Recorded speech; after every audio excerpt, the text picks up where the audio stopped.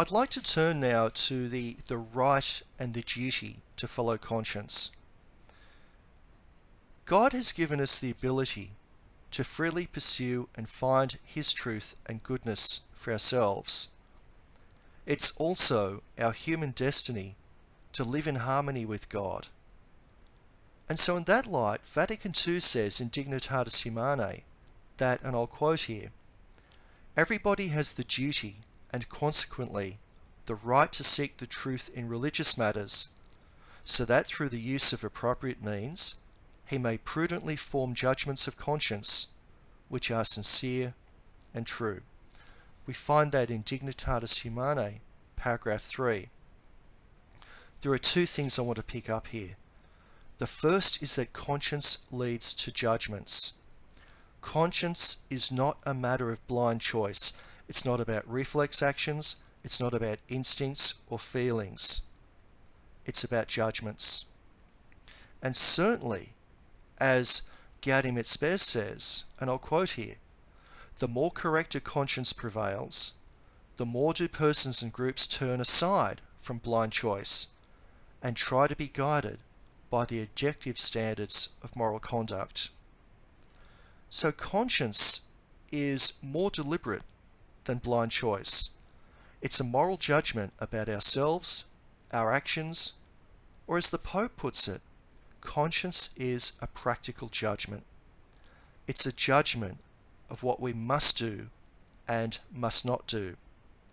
Conscience is an act of knowledge that takes the general law that we should love and do good and avoid evil and apply that to a specific situation.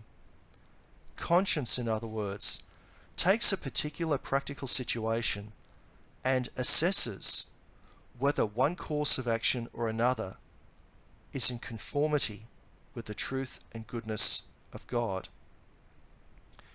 The second point I'd like to pick up is that judgments of conscience are meant to be prudent judgments, that is, well-formed judgments.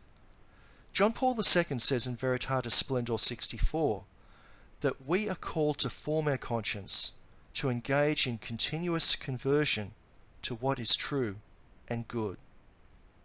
Now here's a question. Why do our consciences need formation? The reality is that none of us are all-knowing. So, because there's always something more to know, there's always more that we can learn, especially to learn about ourselves and our relationship with God. In the ongoing learning process of conscience formation, we discover the need for human interaction.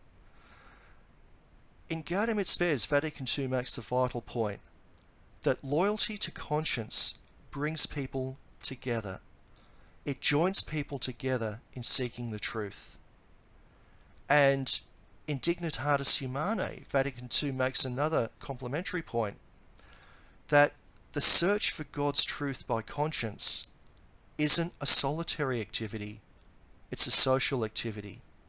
We should always have free inquiry with the aid of teaching, communication, and dialogue. In other words, conscience would be deformed, not formed, if we were to cut ourselves off from others and refuse to take the help, advice, or teaching of people who can help enlighten us in truth and goodness. In other words, formation of conscience is a social activity. We can't cut ourselves off from others, but we need to engage in a constructive engagement, a dialogue with our family, our friends, our community, our church, other people we respect. And we should do this in our ongoing search to ever deeper and deeper know the truth. In short, conscience isn't about reflex action. It's not about instinct or blind choice. It's a practical judgment of truth and goodness. And to be authentic, it comes from genuine, open, and sincere formation. We come now to examine the reasons why the Second Vatican Council declared that we must follow our conscience. Church documents declare that the judgment of conscience is imperative, and that we must act in accordance with our conscience. Why does the church teach that, and what does it really mean? In the first place, if we act against conscience, then as John Paul II says, we act against what he calls the proximate norm of personal morality, and one stands condemned by our conscience. The question is, why was there the need for Vatican II documents to say that we must follow our conscience? The answer comes from the context in which the council was held. It was held only a couple of decades after the Nuremberg trials that followed the Second World War. Now, if you recall your history, at the Nuremberg trials, Nazi war criminals were tried and jailed or executed, but they often used the defense that they knew what they were doing was wrong, but that they were blameless because they were only following orders. I knew it was wrong. I knew the war crimes were wrong, but I'm not to blame because I was just following orders. Now, the Nuremberg courts rejected that defense. They said that people have an obligation to do what is right, even if they are ordered otherwise. In other words, we have to follow our conscience and do what is right. And I'm certain that the Council Fathers at Vatican II had that in mind.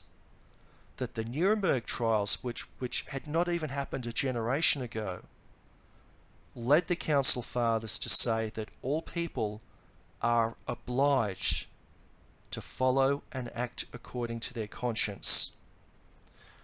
That is, we often talk about the rights of conscience. We have the right to know truth and follow it for ourselves. That's great. But Vatican II was also talking not just about the rights of conscience, but the responsibilities and the duties of conscience. That puts a different angle on things. I think most often when I talk to people about conscience, they will talk about the rights of conscience, and that's absolutely true. But it's only half of the truth. The other half of conscience is the duty of conscience, the responsibility of conscience.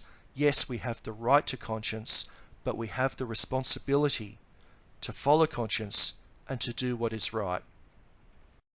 To quote the Second Vatican Council, it's through our conscience that people see and recognize the demands of the divine law. That is why we are bound to follow this conscience faithfully in all our activity. From another perspective, it's common for people to quote the rights of conscience, and that's true. We have the right to form our own conscience, but Vatican II also points out, and I emphasize this, it points out that we have responsibilities about conscience, and that the imperative to follow our conscience is not just a human right, it's a moral responsibility. It's our responsibility to know and do the right thing, even when we are pressured otherwise. So why should we follow our conscience? In the Jewish Christian tradition, in the first place, it's because we are created and destined to be images of God. Our human dignity lies in living in harmony and union with God. Our conscience bears witness to us of God's truth and goodness. That is, conscience tells us the ways of God. To defy our conscience, then, is to defy the ways of God, and simultaneously, this is a defiance of our own nature. Defying conscience is a rejection of God and also a rejection of ourselves. As Vatican II and Pope John Paul II would put it, this is a blight on our humanity. Conscience has a purpose. It's there to witness to the way of God in our own hearts, in our own minds, and it's there to show us the way to God. Conscience is there for us so that, firstly, we're not abandoned by God to wallow in the mud of alienation from God, but instead, conscience is there so that we can follow God, not as slaves, not as machines, but as free, intelligent beings. The last major point I'd like to cover is the dignity of conscience. Vatican II's document Dignitatis Humanae emphasizes that conscience can only be itself, it can only be free when it's free from coercion. And the document declares that the right of people to be free from coercion continues even in those who don't pursue the truth and live up to it. The Council teaches that one cannot be coerced so long as, and this is the rider, so long as just public order is not interfered with. That is, that people should be able to exercise their freedom and conscience so long as the Council puts it, so long as we're not interfering with just public order. To put the point in more casual terms, people should be allowed to follow their freedom and conscience so long as they're not doing harm to other people. Now, the presumption against coercion is there because it's part of a person's dignity to have a conscience and to use it. To coerce a person, to force them against their conscience, takes away from the dignity of the human person. So it's undesirable, for example, to use force against someone to coerce them against their conscience. And part of the reality here is because conscience is only ever known to the person who exercises their conscience. So if we force a person to act against their conscience, we're doing harm to their human dignity. This should only be done for the most serious of reasons, as Vatican II says, for the good of the public order. And you might like to think about some cases there where people have a conscience and where, because this decision of conscience is going to harm someone else, that public authorities have to step in. Apart from whether that issue is right or wrong, I'd like you to think about what that does to the dignity of the person when their freedom is interfered with.